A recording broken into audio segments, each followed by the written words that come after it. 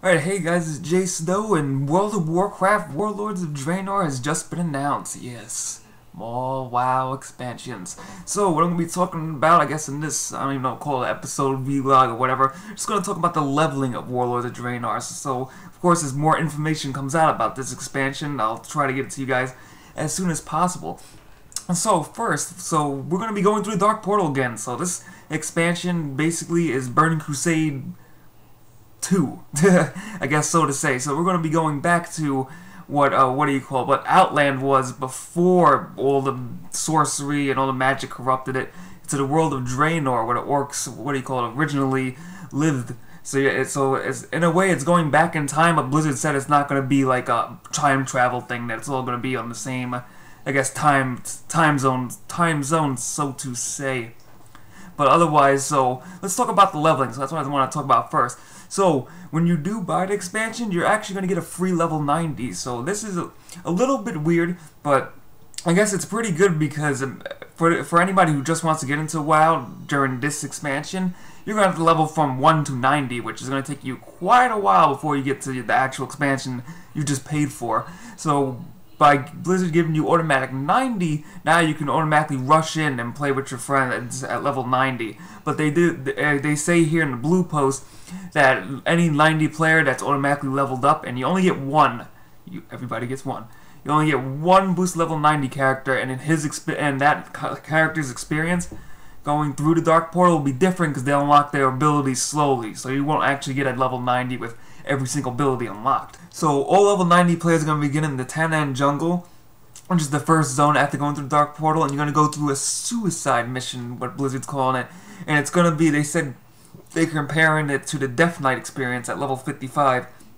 So you're going to go through like some, I guess, story quest, similar to like the Death Knight when you go through the Dark Portal. And then once you deal with that scenario, then Alliance and Horde players go on different paths. So I'm like, yes, finally. After you know, MOP, they had the Horde and Alliance basically almost together in the expansion. So it's finally, now we're separated and it's back to good old Alliance versus Horde times. So, Alliance will go to Karabor, if I'm saying that right, Shadowmoon Valley. So it's the new, actually, so to say, the old Shadowmoon Valley, but you'll be going to Shadowmoon Valley and you'll be taking back the Temple of Karabor, which is actually Black Temple in Outland days. So basically Black Temple becomes your new main city. For the Horde, they go to the Bladespire Fortress on Frostfire Ridge, and you'll be taking that over as your main city. And then that's going to have story quests. So now we get into the questing. So for questing, the quest chains, there's going to be quest chains that have important lore and story, will be indicated with different icons. So they're basically taking it kind of off of Final Fantasy, the Final Fantasy 14 Realm Reborn, where the main quests are now going to be highlighted differently than normal quests. So you're going to actually have story quests and then basically side quests. And there will be more optional content and less quest hubs, according to the blue post, that are unlocked after a chain. So I guess you do maybe one story quest and then a bunch of side quests over here just pop up or whatever. And then there's going to be dynamic events like Timeless Isles, so that's pretty good. So if you haven't been to Timeless Isles, if you want to re-sub to WoW, you're still sub to WoW, the Timeless Isles has all these random events going on, loot spawning, world bosses, rare spawns just appearing out of nowhere. So that's basically, it's kind of like a Guild Wars 2 feel. I mean, I kind of expected it to come. You know, eventually WoW would take that Guild Wars 2 thing where random events will come up. That's going to help with WoW because you're not going to just be doing the normal, hey, let me grind 50 boars over and over again. It's like, hey, look at that boar. Like farming boars is boring. Haha, terrible pun. But anyway, you'll be doing dynamic quests and things will pop up around the world, so you don't have to actually, go to that yellow question mark every time to level up, which is awesome. Now, as far as talents, we're only getting one talent for level 100, so that's pretty good because it's kind of like so many abilities that your freaking keyboard can't even handle it. Like, I can put an ability probably on every key on this keyboard and still not have enough. So they're going to be doing an item squish, which squishes down the item level, and they're not going to be adding any, more abilities other than that talent. And there's going to be they have a picture of sample leveling rewards, and like for example, when you level up your fireball, you can add 35% extra damage to it, or your shadow Shadow Priest can bank 2 Shadow Orbs, and for like Assassination Rogue, Slice and Dice is now passive. So you're basically getting more passive, abilities and talents than actually getting talent points or anything when you level up. And there will be also the Garrison. So this is like basically taking World Warcraft 3 and smacking into WoW. So basically you're going to be able to build your own garrison in any zone of your choice, but they did say in a developer interview that's only going to be like in a spaced part of the zone. So it's not like, people won't be coming into your garrison and destroying it. That would be terrible. But basically this garrison lets you send people to actually get loot for you, basically. So you actually get, you get people while questing. They said you can recruit people while questing and random stuff, and you actually build up a team that goes out. You can send, kind of like Farmville. So like Farmville in a sense where you could send your dude on a raid that will take a week, and after that week that guy will come back either alive or dead. I don't know how that works. After defeating the dragon, he'll give you some loot.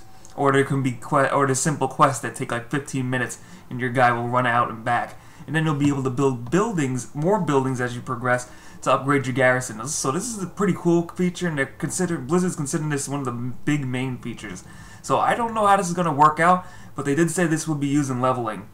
And so, of course, I'll probably have to test it to see if it's even worth using while leveling. It probably will, but for anybody, once the expansion goes on in time, or if you want to get leveled to 100 the fastest, will Garrison be a good option or will not? We'll have to find out. Also, what's different this time around is quests can randomly give you a rare or epic item, so it's basically a random chance. I think doing any quest, we'll have to see that you get a rare epic item, so that's pretty cool, and you can actually do, redo quests or whatever to see if you get that rare epic item, but I'm assuming that's going to be a really, really, really low chance. But lastly, we have the dungeons. Now, this is where I was really disappointed.